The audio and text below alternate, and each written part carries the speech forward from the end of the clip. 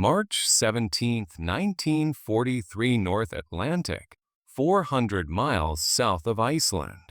Convoy HX-229 forces its way through 15-foot seas, 41 merchantmen hauling nearly 140,000 tons of supplies toward Britain. Below deck on the Liberty ship SS William Eustace, 28-year-old cook Thomas "Tommy" Lawson scrubs dishes in a galley that sways like a pendulum. Above him, Captain James Bannerman studies the horizon through salt-streaked binoculars. He knows what lurks beyond sight. The U-boats are listening. Beneath the gray waves, just 600 yards off the Convoy's port beam, Capitan Lieutenant Helmut Mansack sits in the control room of U-758. His hydrophone operator leans close, headphones clamped tight. "Contact, bearing 280, he murmurs. "Multiple screws, heavy machinery. 40 ships, maybe more." Mansack smiles. A wolfpack's dream. Neither he nor Captain Bannerman realize that one man aboard William Eustace, the ship's quiet cook, has begun to notice something odd about how Liberty ships sound underwater. An observation that will rewrite the story of the Atlantic War. Over the next 6 days, 22 merchant vessels from Convoys HX-229 and SC-122 will vanish beneath the cold Atlantic, taking 300 seamen with them. It will be the most catastrophic convoy loss since 1942. Admiral Karl Donitz, commander of Germany's U-boat fleet, will later call it the greatest convoy battle ever fought. The numbers bear him out. In March 1943 alone, U-boats sink 567,000 tons of Allied shipping, the worst month of the entire war. At that pace, Britain has only 3 months of food reserves left. Even Winston Churchill, reflecting years later, would write, "The only thing that ever really frightened me during the war was the U-boat peril." German hydrophone technology of the time was brutally efficient. Submarines could detect the mechanical hum of a convoy from 80 nautical miles away. Individual ships betrayed themselves from 12 miles out. Their propeller cavitation, engine vibrations, and hull resonance acted like a homing beacon for German torpedoes. Allied escorts tried everything: zigzag courses, radio silence, sonar sweeps. Nothing helped. The convoys were simply too noisy, and sound carried too far. The hunters just waited silently 400 feet below, tracking the mechanical chorus above until the perfect moment to strike. What no one in the Admiralty knew, what no scientist, engineer, or commander expected, was that the key to silencing those ships would not come from a laboratory, but from a man who cooked their meals. Liverpool, England, March 1943. The Western Approaches Command has been locked in a desperate struggle against Germany's U-boats for 3.5 years. Every countermeasure, every piece of new technology has bought only a few weeks of survival. In 1941, the Royal Navy fitted every escort vessel with ASDIC sonar, capable of detecting submerged submarines at 2,500 yards. But it only worked if the U-boat was directly ahead, inside a narrow cone of sound. The enemy learned to attack from the flanks or the rear, slipping past the blind spots. In 1942 came Huff Duff, high-frequency direction finding. It could trace radio transmissions when U-boats broke silence to coordinate attacks. For a time, it worked. But once contact was made, the submarines stopped transmitting and simply listened, letting the convoys announce themselves with the rhythmic thunder of their own engines. By early 1943, the Admiralty had spent the equivalent of $500 million modern dollars trying to quiet its merchant fleet. Still, the problem remained. Ships were just too loud. Professor Patrick Blackett, director of Naval Operational Research, wrote in a classified report, "Merchant vessel propeller cavitation and machinery resonance produce underwater sound profiles detectable at extreme range. Without a fundamental redesign, impossible under wartime production, convoys will continue to reveal their positions to enemy hydrophones." In other words, silence was impossible.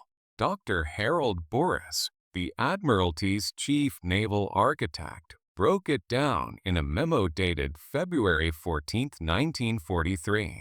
A Liberty ship's propeller, he explained, turned 76 times per minute, pushing more than 200,000 tons of water through a 15-foot diameter screw. The collapsing cavitation bubbles along the blades produced acoustic energy across the exact frequencies German hydrophones were tuned to hear. Reducing that noise would mean redesigning the entire propulsion system. 6 months in dry dock per ship, an unthinkable luxury when Britain's survival depended on constant supply. The stakes were existential. Britain imported 2/3 of its food and all of its oil by sea.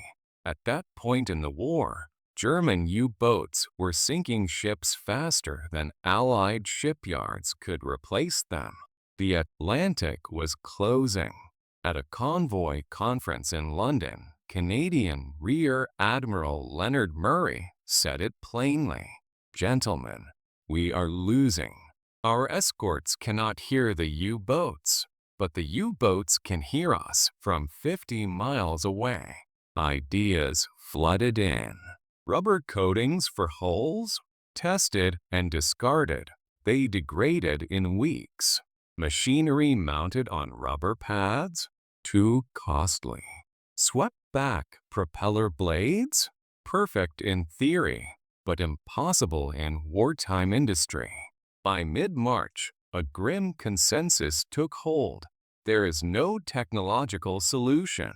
Convoys would continue to roar across the ocean like underwater alarms, and the U-boats would keep picking them off until, inevitably, Britain starved.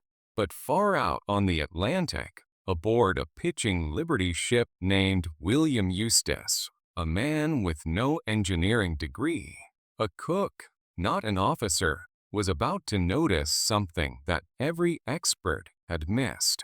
Thomas Patrick Lawson, born 1915 in South Boston, Massachusetts, dropped out of school at 14, worked the Depression years in greasy diners and coastal freighters.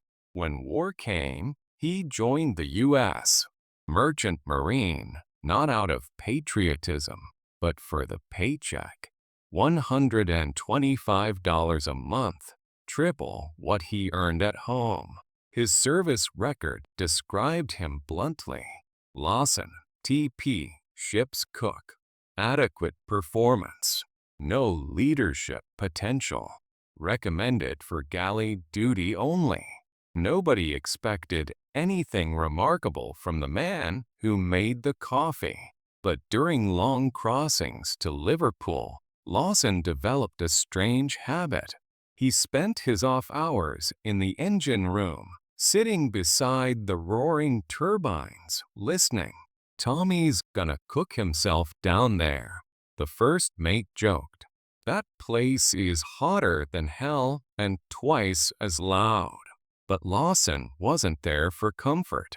He was there because he'd begun to hear patterns, rhythms, differences between ships that engineers ignored. Then came February 19th, 1943, mid-Atlantic. Convoy SC-118 was under attack.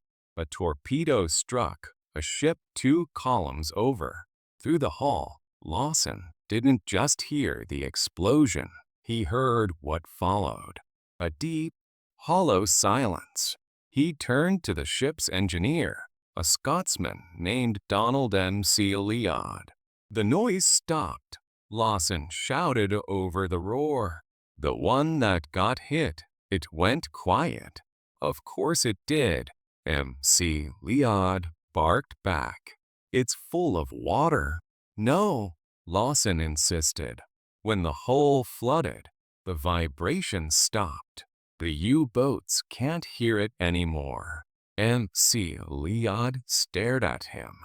"You're telling me to flood the ship on purpose?" "Not flood, just dampen. Use the water to muffle the sound." M.C. Leod laughed him off, but Lawson couldn't let it go. Over the next 2 weeks, he filled pages of a grease-stained notebook, crude sketches of water-filled chambers, ballast tanks around the propeller shaft, sealed compartments near the engine mounts. The concept was simple, radical, and completely untested. Use water itself to absorb mechanical vibration before it reached the sea. When Lawson showed his idea to the first mate, he laughed. The chief engineer dismissed him. Captain Bannerman listened politely, then said, "Son, I admire your initiative, but leave the engineering to the engineers." No one took the cook seriously. But Tommy Lawson wasn't finished. When William Eustace reached Liverpool on March 24, 1943, he took 48 hours of shore leave and did something that could have gotten him court-martialed, or worse. He walked straight into Western Approaches Command Headquarters and asked to see an admiral. Liverpool, England, March 24, 1943.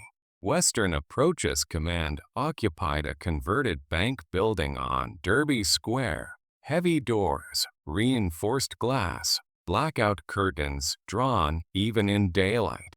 Every corridor smelled of tobacco smoke and damp wool.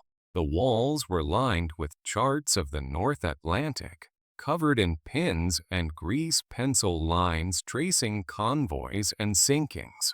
Inside, officers and analysts moved with clipped efficiency, the daily ritual of organizing survival.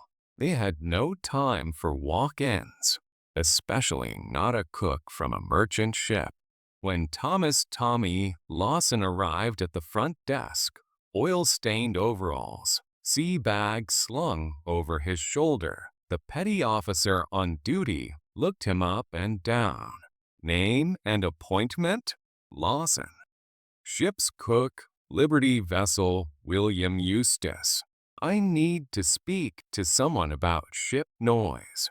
The petty officer blinked. "You what?" "Ship noise," Lawson repeated. "I think I found a way to make the convoys quieter. I just need 5 minutes with whoever's in charge of anti-submarine work." The petty officer stared, half amused.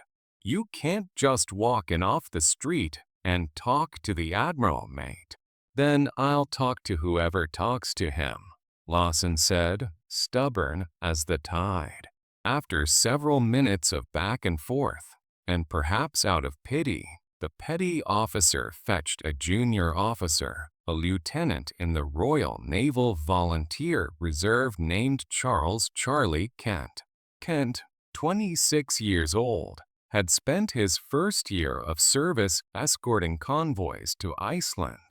He'd seen enough sinkings to know desperation when he heard it.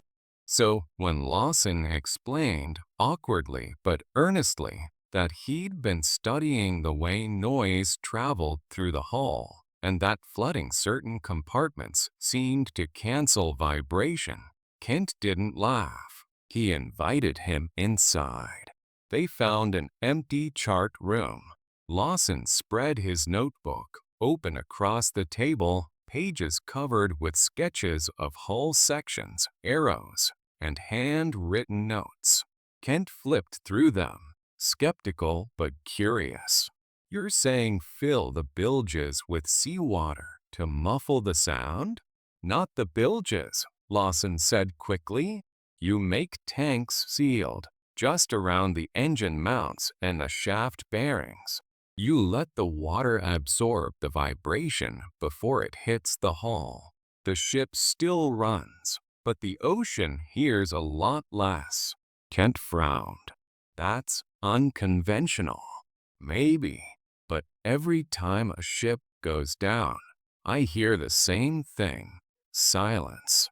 It's the water doing the work. The Navy's looking for a way to make ships quieter." "Well, there it is." Kent leaned back.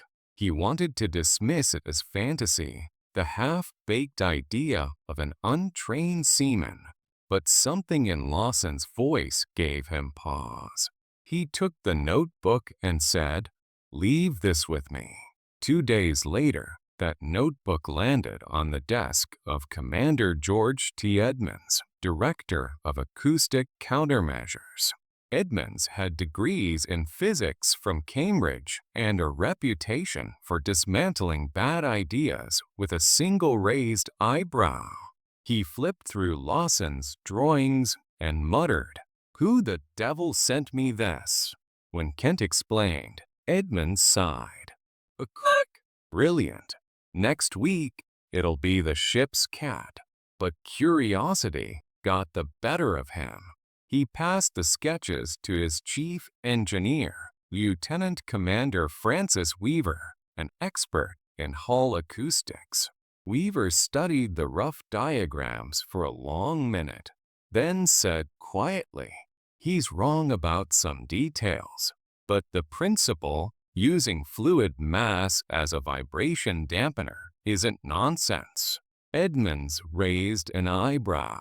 "You're serious?" "I wouldn't stake my reputation on it, sir. But if he's right, it's something we've never tested." And that was enough. 3 days later, orders went out to requisition an old Flower-class corvette, HMS Windermere, for experimental work at the Clyde Naval Testing Range. Lawson, summoned unexpectedly to the base, arrived with no idea what awaited him. When he stepped onto the dock and saw the corvette's gray hull rising from the mist, he thought he was being pranked. "Welcome aboard, Mr. Lawson," said Commander Edmonds, his voice clipped but not unkind. "You've caused a small revolution in paperwork. We're here to find out if it's justified." Below deck, naval engineers had already begun rigging makeshift Lawson tanks, rectangular steel chambers bolted around the engine mounts and half filled with seawater, as per his crude design. It looked improvised, almost laughable, a mechanic's dream sketched on a napkin and turned into reality overnight. Edmonds turned to him. "If this does nothing, we'll know within an hour. If it works well, you'll have earned yourself a story." Lawson just nodded, nervous but steady. "All I want, sir, is to make our ships harder to find." March 31st, 1943. The test began at dawn. Windermere steamed slowly into the gray waters of Loch Fyne, escorted by a small launch carrying the sound monitoring crew. Hydrophones were lowered 50 feet into the water, their cables running to recorders on shore. The corvette's engines started. The hydrophones immediately began tracing the familiar roar of diesel vibration through the water. The men on the monitors logged it, baseline readings. Then Edmonds gave the order, activate the Lawson tanks. Engineers opened the sea valves. One by one, the new compartments filled. The ship listed slightly, then steadied. The recording needle wavered, then fell, not by much, but enough to make every man in the room lean forward. The Windermere's noise signature, the distinct acoustic footprint that German hydrophones could pick up miles away, had dropped by nearly 40%. Commander Edmonds stared at the gauges, speechless for several seconds. Weaver muttered, "Good God, it actually works." Lawson, standing silently at the back, exhaled for the first time in a minute. A cook's hunch had just done what 2 years of Admiralty research could not. In the following weeks, the experiment expanded. 2 more corvettes, HMS Lotus and HMS Dianthus, were fitted with modified versions of the Lawson tanks. The results repeated consistently.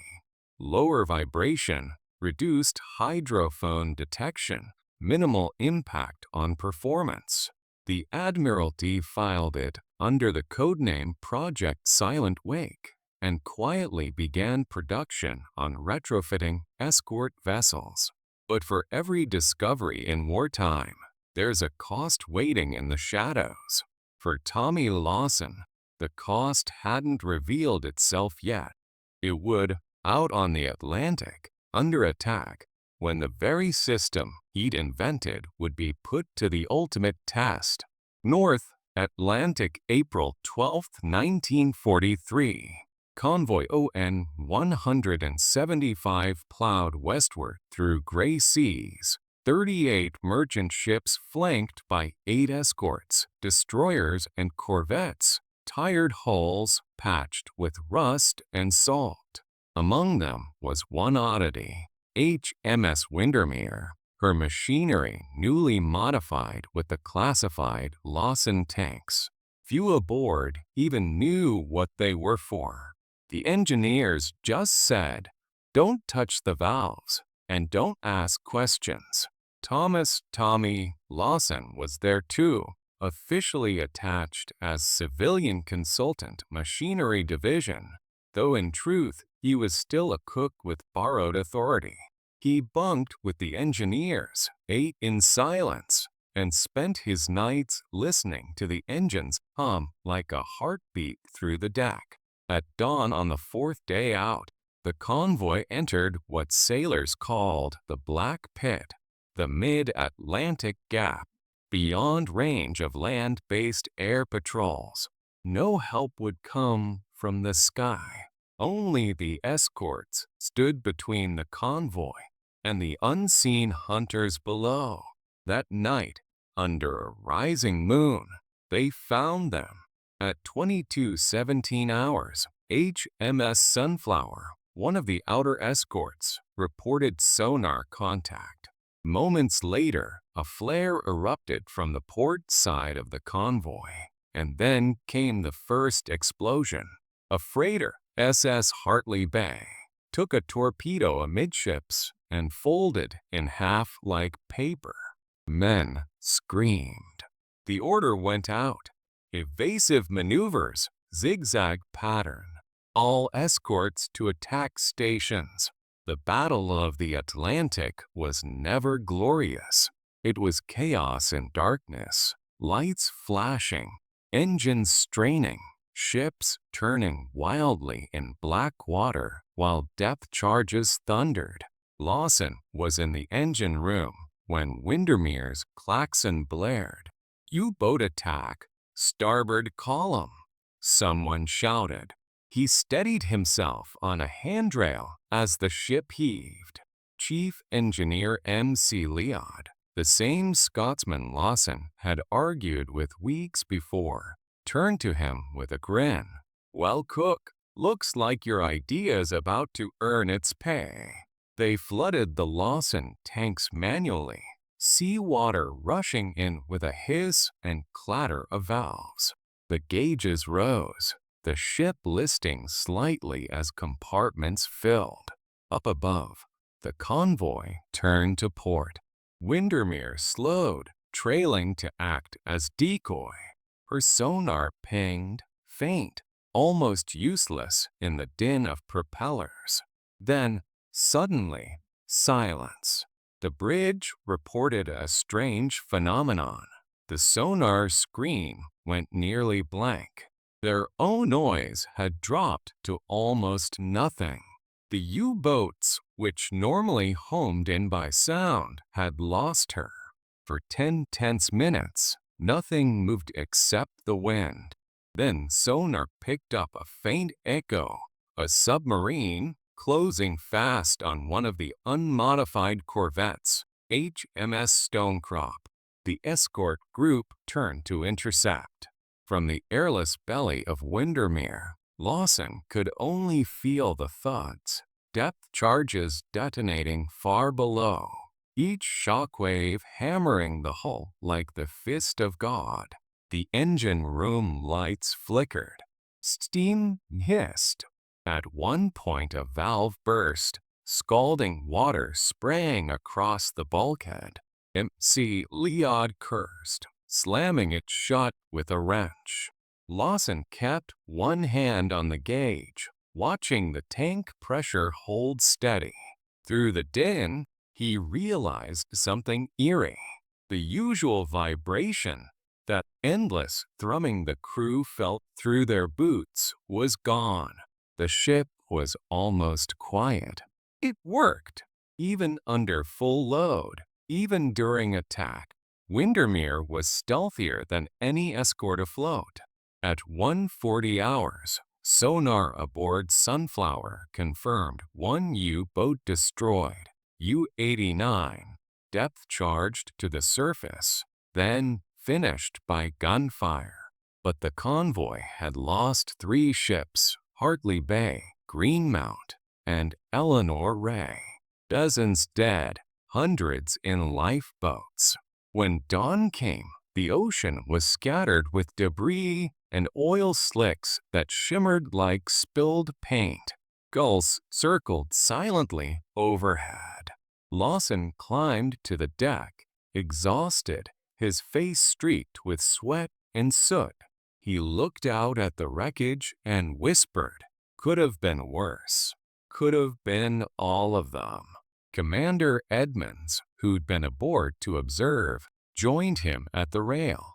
"Your tanks made the difference," he said quietly. "They went for the louder ships. Ours stayed invisible." Lawson nodded, but didn't smile. "It's not enough," he said. "They'll adapt." Edmonds turned to study him. "You think like an engineer now." "Just someone who's tired of funerals," Lawson replied. Back in Liverpool 2 weeks later, Western Approaches Command received Windermere's after-action report. Admiralty analysts confirmed it. The ship's acoustic profile had dropped to 1/3 of normal, and U-boat hydrophones had failed to detect her at typical range. Within a month, shipyards in Glasgow and Belfast were fitting similar systems to 20 more escorts. But Cook's intuition had become official Royal Navy doctrine. The paperwork listed the modification as hydrodynamic resonance attenuation chambers, Type L. In parentheses, one note from Edmonds himself, commonly referred to as Lawson tanks, but war never lets its heroes rest. In June 1943, Lawson was assigned to the newly built HMS Campion, fitted with improved tanks, and ordered to escort convoy HX 240 eastbound to Britain. It was meant to be a demonstration voyage, proof that the technology could turn the tide. Instead, it became something else entirely, because the U-boats had learned. And this time, they weren't listening for sound. North Atlantic, June 1943. The Battle of the Atlantic had shifted. For the first time since 1940, the Allies believed they were gaining the upper hand. Improved radar, long-range patrol aircraft, new escort carriers, and now the Lawson tanks had all begun to blunt the U-boat menace. Convoys that once sailed in terror now reached port with minimal loss. Admiral Karl Donitz, commander of the German submarine fleet, watched the trend with growing unease. In a memo to Berlin dated June 2, 1943, he wrote, "Enemy merchant ships have become markedly quieter. Our hydrophone operators report greatly reduced engine signatures. It is probable that the English have found a means to silence their vessels. New detection tactics required." Donitz's answer came swiftly and brutally. If they could no longer hear their prey, they would see it. U-264, commanded by Oberleutnant Hartmann Kruger, was among the first to test the new strategy. Its orders were simple: surface at night, use radar intercepts and visual sighting instead of sound, close fast, fire, and dive before the escorts could respond. By mid-June, the wolf packs had returned, bolder, more coordinated, attacking by moonlight instead of hydrophone. That's where Convoy HX-240 entered the story. 42 ships, eastbound from Halifax to Liverpool. 8 escorts, among them the newly commissioned HMS Campion, fitted with the latest version of the Lawson tanks. Thomas Lawson was aboard again, now with the rank of warrant officer, engineering specialist, a courtesy title that still felt strange when officers saluted him. Campion's captain, Lieutenant Commander Edward Haynes, was skeptical of untested theories and even more skeptical of civilians in uniform. "Mr. Lawson," he said during their first briefing, "I'm told your invention makes us quieter. That's all well and good, but quiet doesn't help when a torpedo's already in the water." Lawson only replied, "Sir, if we're quiet enough, maybe that torpedo never gets fired." Haynes didn't answer. He just nodded and lit his pipe. June 18, 1943.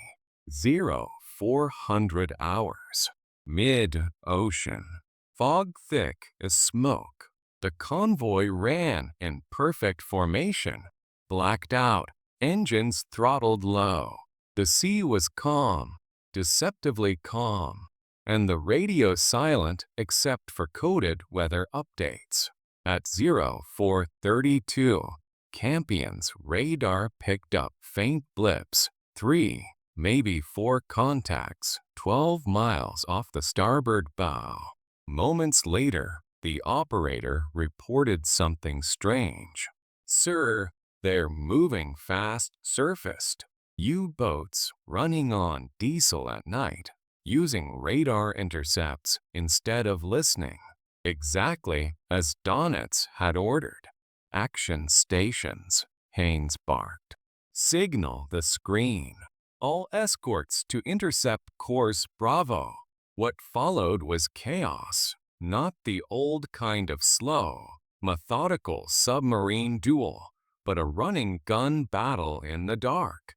The first U-boat, U-264, surfaced barely 2 miles from the convoy's flank and fired 4 torpedoes in a fan spread.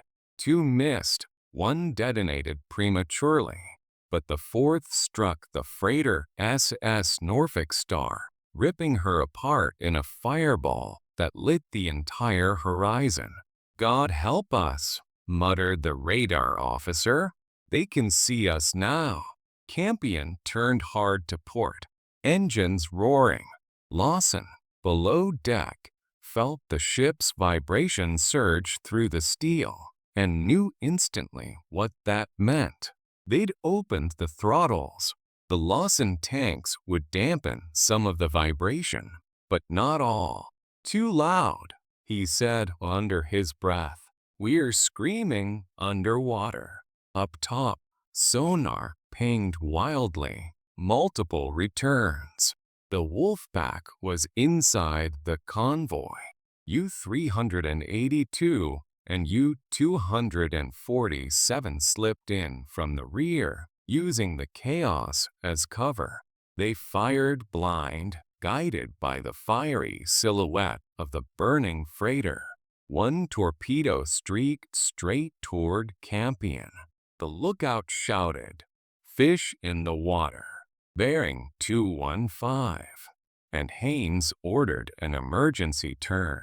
The destroyer heeled over sharply, the torpedo missing by less than 30 yards. The shockwave slammed into the hull, shattering glass and knocking men off their feet. Lawson was thrown against the bulkhead. Steam valves shrieked. He scrambled up, eyes darting to the gauges. One of the Lawson tanks had cracked under the stress, seawater pouring into the compartment. "Seal the breach," MC Liad yelled. They tried, but the flow kept rising.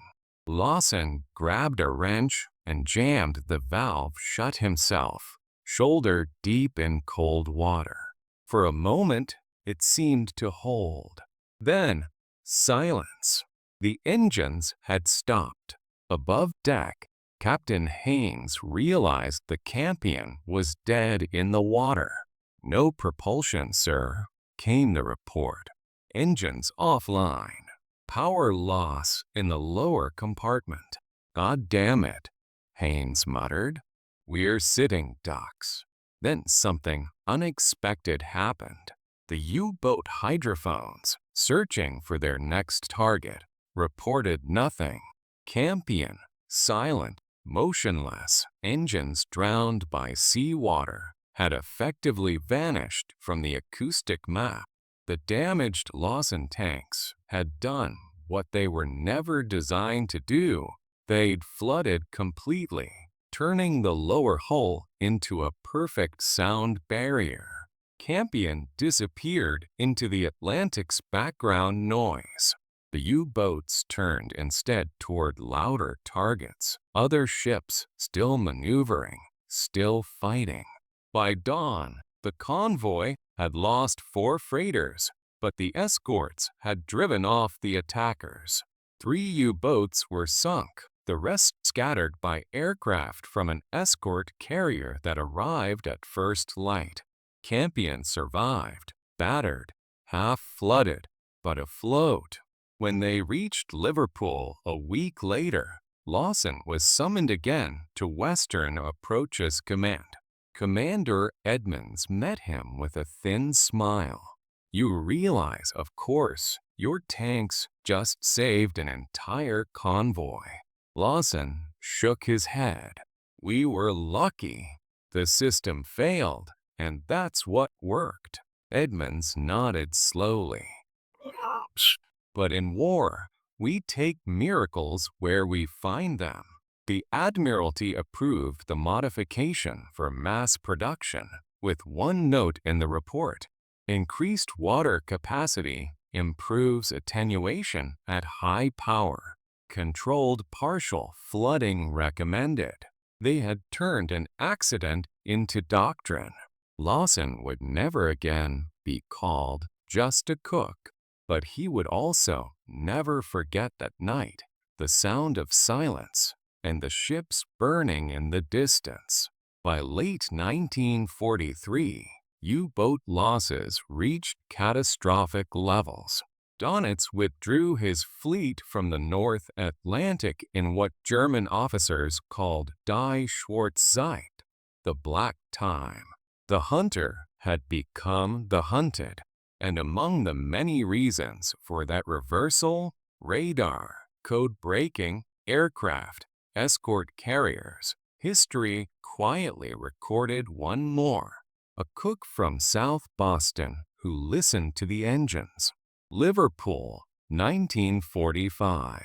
The war in Europe was ending. The U-boats, once the terror of the Atlantic, lay rusting in captured pens from Trondheim to La Rochelle. In less than 6 years, they had sunk over 2,700 Allied ships and claimed the lives of over 30,000 merchant sailors. But in the end, they lost. By May, convoys steamed across the Atlantic almost unmolested, guarded by radar, sonar, and escort carriers that now ruled the sea. And beneath the noise of victory, in the bureaucratic quiet of the Admiralty, something else was being written, the classified report of Project Silent Wake. It listed dozens of contributors, from Cambridge physicists to naval architects. At the bottom, buried among appendices and test data, was a single entry. Special Consultant Civilian, T.P. Lawson, U.S. Merchant Marine. No biography, no photograph, just a name. Thomas Patrick Lawson left the Royal Navy dockyard in June 1945 with a single suitcase and a letter of commendation. He declined the offer of a permanent engineering post, saying only, "I signed on to feed men, not build ships." He took the train south to Plymouth, boarded a freighter bound for Boston, and vanished into peacetime like steam into the night. For years afterward, he worked the harbor tugs, quiet, reliable, anonymous. He never married, never gave interviews. When asked about the war, he'd shrug and say, "Just did my part." Only a few of the men who'd served with him remembered what that part had been. 1957. At the Admiralty's research establishment in Teddington, engineers were studying new ways to silence nuclear submarines. In a dusty archive box marked ASW, Experimental 1943, a young naval acoustics researcher named Margaret Evans found a file labeled Lawson tanks. The diagrams were crude, hand-drawn, annotated in pencil. At the top, in block letters, concept by T.P. Lawson, Merchant Marine. Evans, curious, asked her supervisor if the name was familiar. He shook his head. Never heard of him. Probably some yard engineer. But clever idea. Predates half our current vibration damping work. And so, in the quiet way history often forgets its authors, the name passed once again into obscurity. South Boston, 1964. A letter arrived at a modest apartment overlooking the docks. It was from the U.S. Navy's Bureau of Ships, requesting permission to publish portions of Lawson's wartime notes for a technical paper on hull acoustics. Lawson never replied.